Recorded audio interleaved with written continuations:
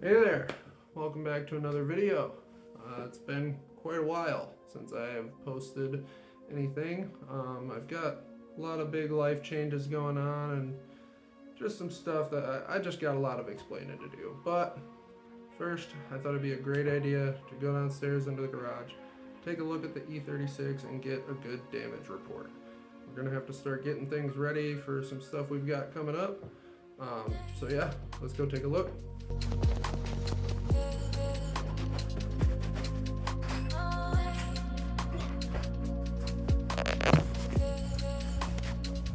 Alright, back down in the garage, and like I was saying, I haven't driven the car much since the event at Spirit Peaks, but just yesterday I took it out for a quick drive to go grab some groceries, and I heard a lot of new noises. So a lot of those are coming from the front right. I believe it's just a ball joint or something. And then also, we've always had some clunk noises in the rear, just with the welded diff and all the solid bushings and everything. But I'm also hearing something on the right rear, so pretty much the whole passenger side of the car.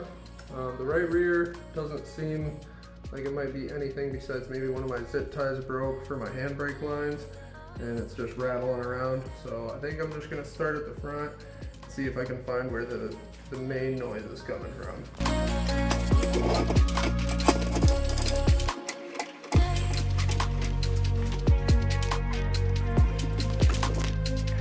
Alright, so already, I think it is a ball joint, unfortunately. I don't know if I'm gonna be able to really show you too well on camera with one hand, but yeah, I don't know if you're gonna hear that on camera. Let's just get this wheel taken off and see what we can find.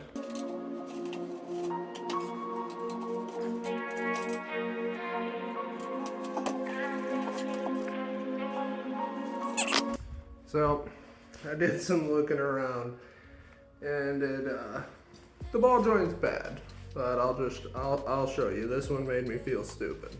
So I came in here and I'm looking like, what could be making this noise? And at first, I peeked my head around and I noticed that the ball joint is blown out, but it's not really moving in the way to make noise. I can't get it to with a pry bar or anything. And then I looked up. I forgot that I disconnected my anti-roll bars until I had the equipment to drill a hole in these and run new links. You can even see right there, I'll even zoom in a little bit. You can see it's been sitting there smacking the hell out of the control arm. So I guess that answers my question on the front right. Turns out it's just my roll bar. I'm a dumbass. Completely forgot that I disconnected it because of these new control arms on the DIY kit that I did. So I'm gonna throw this back on there, kind of maneuver the anti-roll bar up, make sure it's not gonna hit anything else. And I guess I'm gonna have to look at some replacement control arms for the front. But like I said, for now, let's just bolt this back up, call it a blonde moment, I guess, and then let's move on to the rear.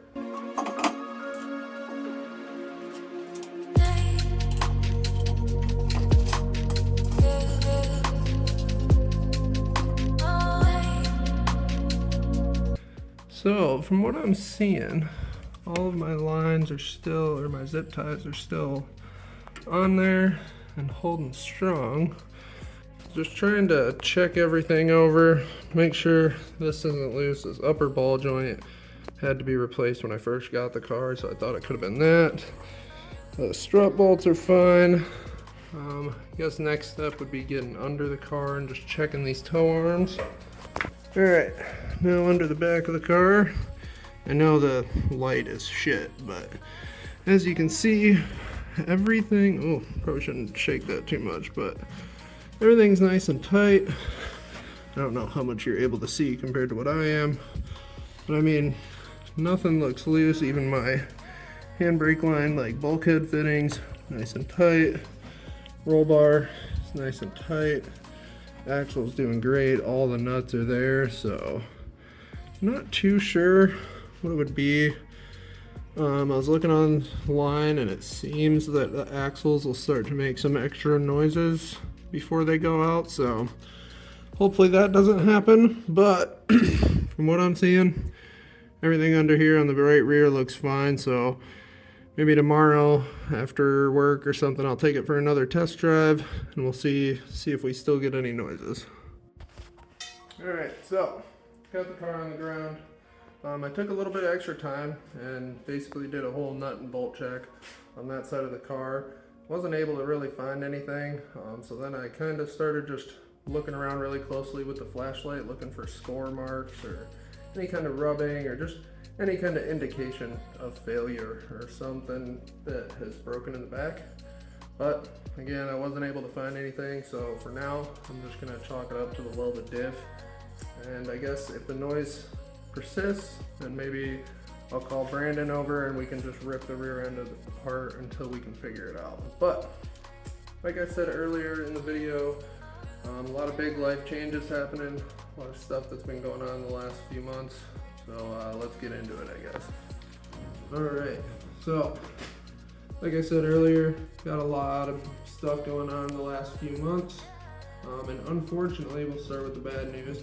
Unfortunately, that means I'm moving. I'm currently in Oregon, but either way, we gotta not only get packed up, but we gotta get the car ready for shipment. The good thing is I'm gonna be able to do a lot more to the car that I want to without having to abide by some of the laws here on the West Coast. It's going to allow for more driving, more seat time. My intention is to actually kind of bring you guys along for this journey. It's a bit of a big life move, I guess, if you want to call it that. So I thought it'd be cool to kind of bring you guys along. I'd like to do a 2-video series of the actual drive because it's across the country. Yeah, while I'm here, we still plan to hit the Oregon Trail Rally here soon, actually. I think it's in a month or two. Actually got a couple new video ideas that I'm going to try to pull off with my buddy Brandon and his Miatas. And then also, I am going to try to do a video with my current sim setup.